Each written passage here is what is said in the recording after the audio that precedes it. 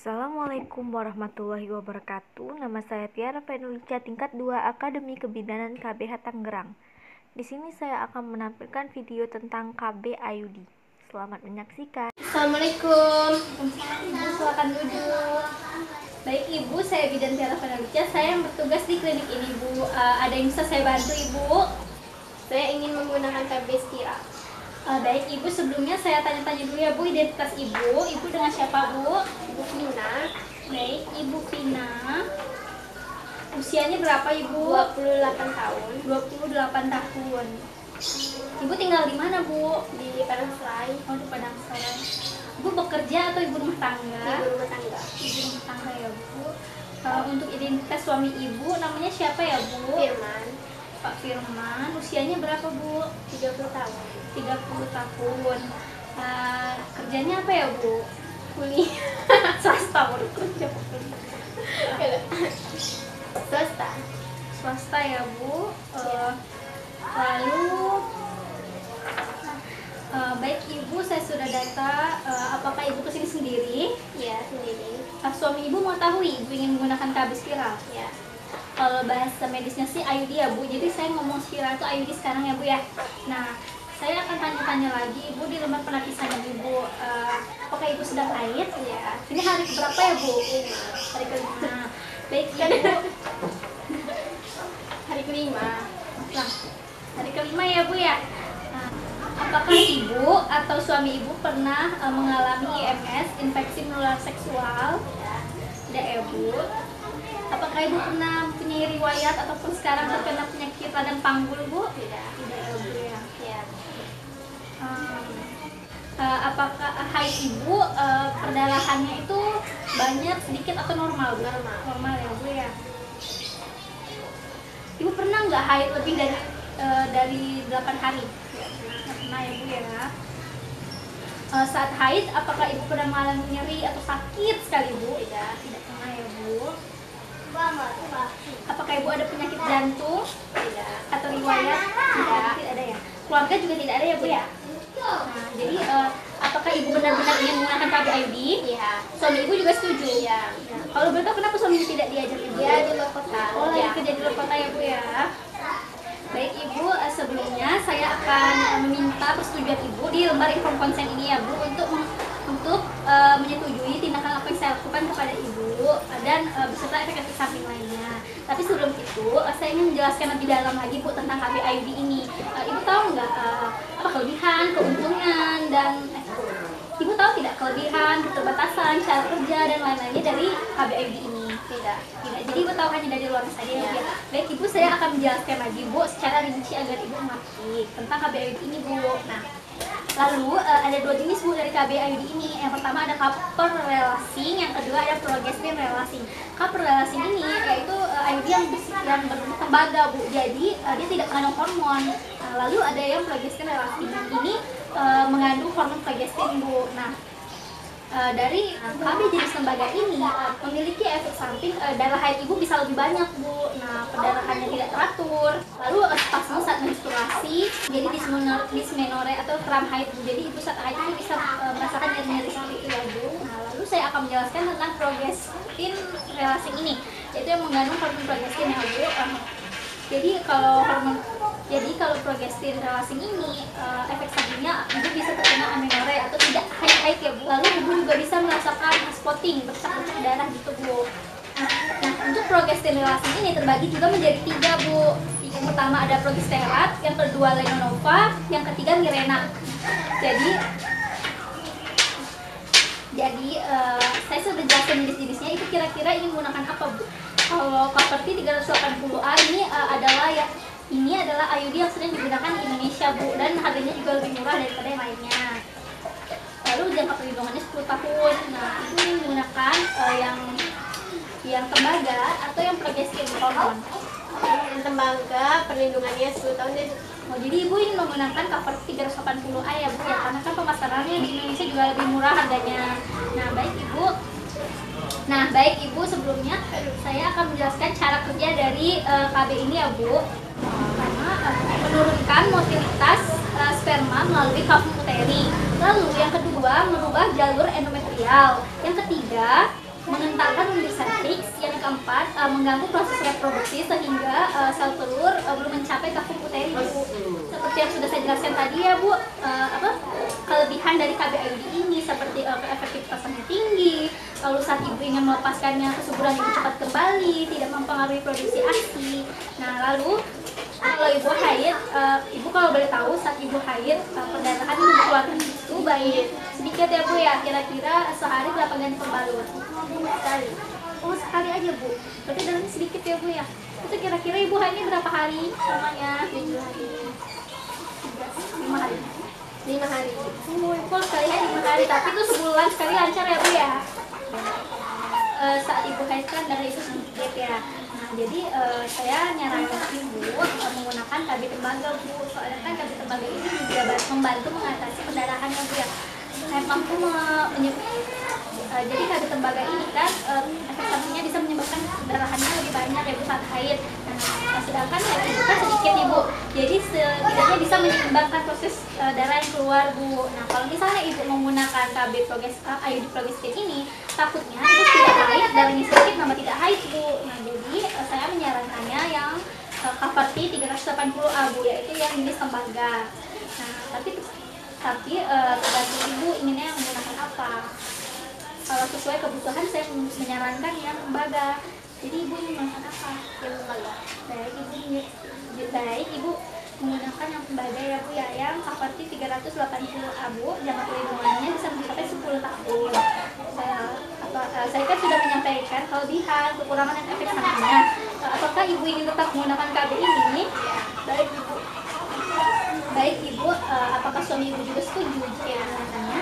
Baik, setelah ini saya akan memberikan lembar konsen ya, Bu, ke ibu. Ini lembar persetujuan atas tindakan dan efek samping yang akan saya lakukan dan ibu menyetujuinya, Bu. Ini ibu silakan isi biodata ibu dan parasnya di sini ya, Bu.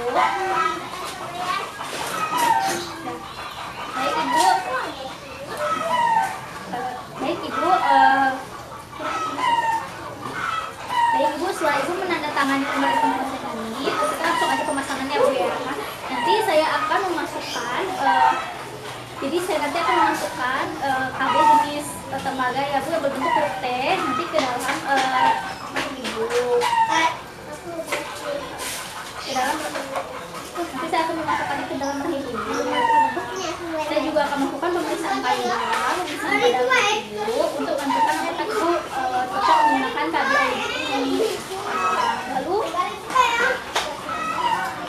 kan ibu juga lagi sedang haid ya, Bu. Jadi ibu berarti dipastikan lagi tidak hamil. Nah, berarti kita bisa langsung melakukan pemasangan. Baik ibu, silakan tunggu ya, Bu. Saya ingin menyiapkan ibu alat-alat yang akan saya gunakan. Pastikan lampu sorot sudah dipasang. Lalu kita menutup sampiran. Lalu mencuci tangan dengan air mengalir dan sabun dengan teknik 6 langkah mencuci tangan. Yang pertama kita lepas dulu perhiasan yang akan kita gunakan. Yang kedua kita buang pakaian sampai ke sikut.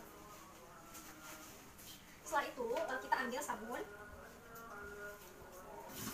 Kita cuci di air mengalir. Yang pertama telapak tangan, punggung tangan, lalu sela-sela jari, lalu kuku-kuku jari, lalu ibu jari, kuku-kuku jari. Telapak tangan sampai ke sikut banyak 3 kali. A few moments later. Jangan lupa untuk membersihkan menggunakan handuk kecil. Yuk, mari ibu saya timbang dulu berat badannya. Ibu setelah ditimbang tadi berat badan ibu 44 kilo ya, Bu ya. Kalau saya memang 44, nggak makan banyak, nggak makan dikit, ya tetap 44 lah. Emang segitu ya, Bu ya. Emang mungkin ibu fast metabolisme ya, Bu. Metabolisme ibu cepat, mau makan mau sedikit tetap berat badan ibu segitu-gitu aja. Iya, 44 ya, Bu. Baik ibu, saya tensi dulu ya, Bu ya.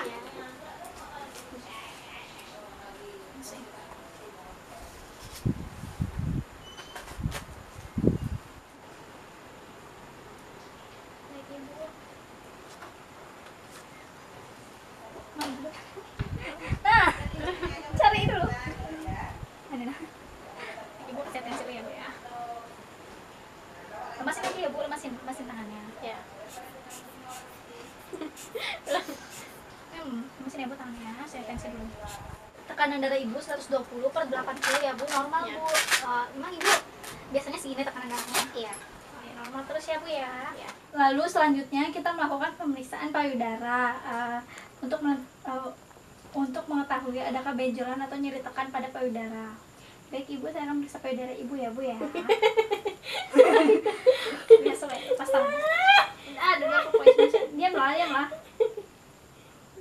Baik Ibu, payudara Ibu, coba Bu angkat tangannya, kedua tangannya simetris ya Bu ya. Oke, ini satu lemasin aja ya Bu.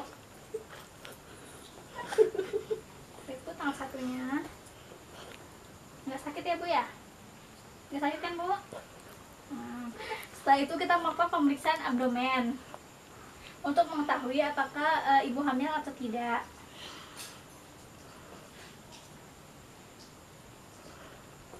Nah, setelah pemeriksaan payudara dan pemeriksaan abdomen, kita meletakkan bantalan dan pengawas di lengan ibu.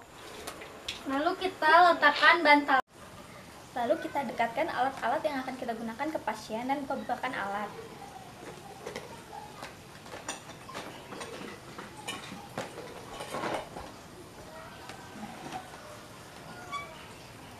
Setelah itu kita ambil korentang dan setelah itu kita menggunakan handscoon dengan metode steril. Setelah itu kita menggunakan handscoon menggunakan korentang.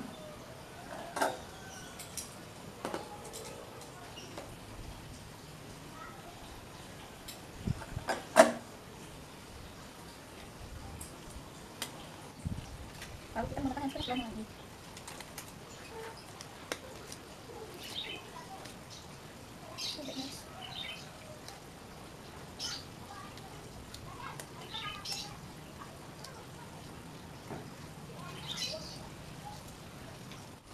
Setelah menggunakan handscoon, kita memposisikan klien dengan posisi litotomi. Setelah itu, kita melakukan vulva hygiene untuk membersihkan area genitalia ibu.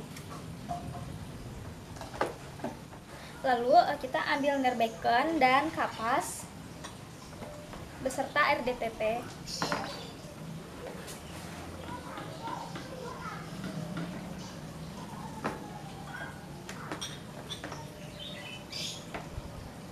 Setelah itu kita ambil kapas,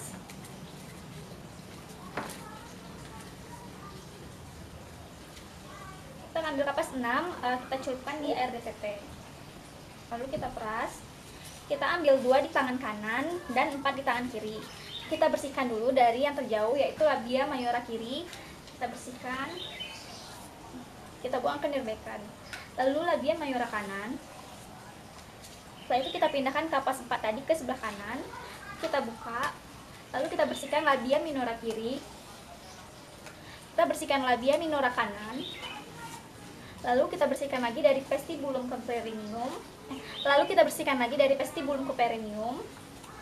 Dari perineum ke anus. Setelah melakukan itu, kita melakukan pemeriksaan spekulum. Kita ambil spekulum. Lalu kita masukkan dari samping, baru ke tengah. Kita ambil kapas, lalu kita lihat adakah lesi ataupun keputihan pada vagina ibu.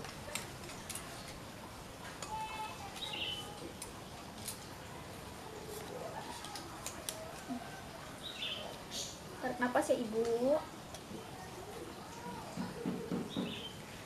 Tidak ada keputihan ataupun lesi pada vagina ibu. Setelah ini, setelah itu kita beres. Tidak. Setelah itu, setelah pemeriksaan keputihan ataupun lesi pada ibu, kita lepas spekulum. Oke ibu. Lalu kita letakkan ke tempat semula. Setelah itu kita melakukan pemeriksaan di manual. Maaf ibu, tarik napas ya bu. Lalu kita pastikan gerakan serviknya bebas. Lalu tidak ada. Lalu kita tentukan besar dan posisi uterus. Lalu kita pastikan tidak ada kehamilan. Lalu kita pastikan juga tidak ada infeksi ataupun tumor. Lalu kita pastikan juga tidak ada infeksi ataupun tumor pada adnexa. Setelah itu kita lepas. Lalu kita mengusap vagina menggunakan betadine 2 kali ataupun lebih. Pasang lagi spekulum. Tarik nafas ibu dari samping lalu lurus ke depan. Kita ambil pasang. Lalu kita usap vagina menggunakan betadine, bisa 2 kali ataupun lebih.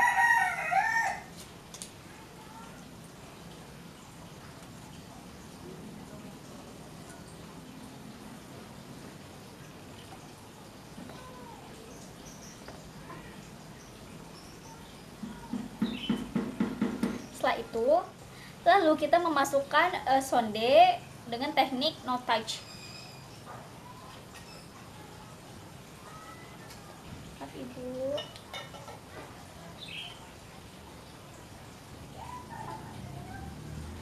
Kita masukkan sonde secara hati-hati tanpa menyentuh spekulum ataupun vagina. Apa sih ibu? Lalu kita tentukan posisi uterus ke dalam rongga ataupun clavum uteri. Seberapa jauh ataupun seberapa dalam yang akan kita masukkan IUD nantinya. Kita keluarkan sonde dan kita ukur menggunakan tabung inserter.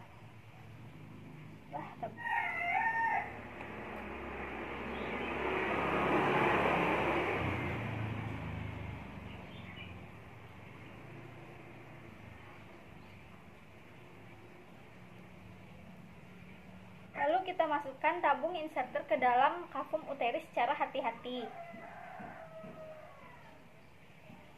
Pasang leher biru secara posisi horizontal.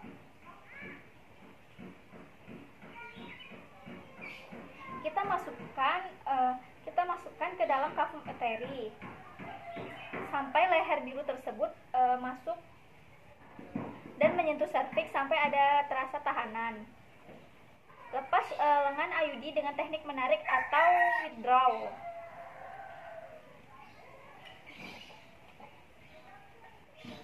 Lalu kita gunakan tenakulum untuk menahan agar menahan saat melepas IUD. Pastikan IUD terpasang sampai ke fundus.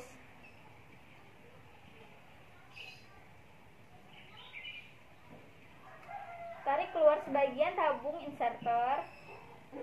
Lalu kita ambil gunting pemotong benang, lalu kita potong sebanyak 3 sampai 4 cm.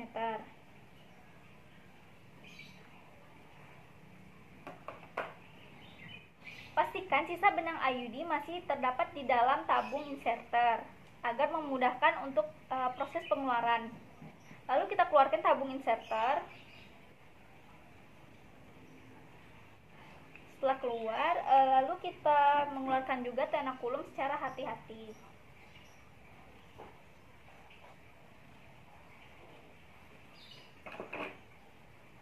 Lalu kita periksa serviks, karena tadi kita habis memasang tenakulum untuk menjepit serviks, takutnya ada luka ataupun perdarahan.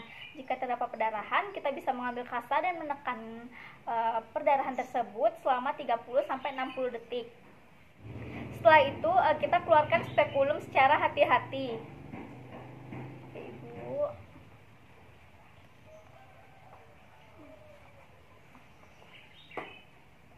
Lalu kita bereskan alat-alat yang sudah kita gunakan tadi. Lalu kita merendam alat-alat tersebut ke dalam larutan klorin 0,5% selama 10 menit. Setelah itu kita melepaskan handscoon di larutan klorin 0,5% secara terbalik.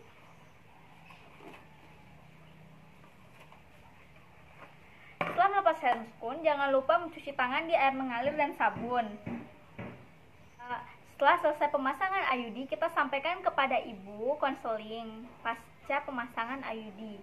Ibu, saya sudah memasang IUD di rahim ibu. Insya Allah masa perlindungannya 10 tahun. Nah ibu bisa menunggu dulu ya Bu di klinik ini 15-30 menit Bu, karena ini kan baru selesai dipasang ya Bu. Lalu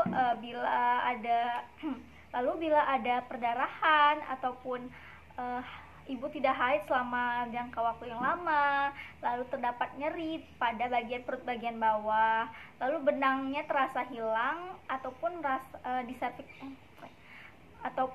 merasa ada yang ganjal di bawah. Nah, ibu bisa langsung datang ke klinik biar saya evaluasi lebih lanjut ya Bu. Nah, ataupun misalkan ibu merasakan ada yang aneh atau tidak cocok atau tidak suka dengan IUD ini setelah dipasang, ibu bisa langsung datang ke klinik ya Bu, kita melakukan konsultasi lagi. Baik Ibu,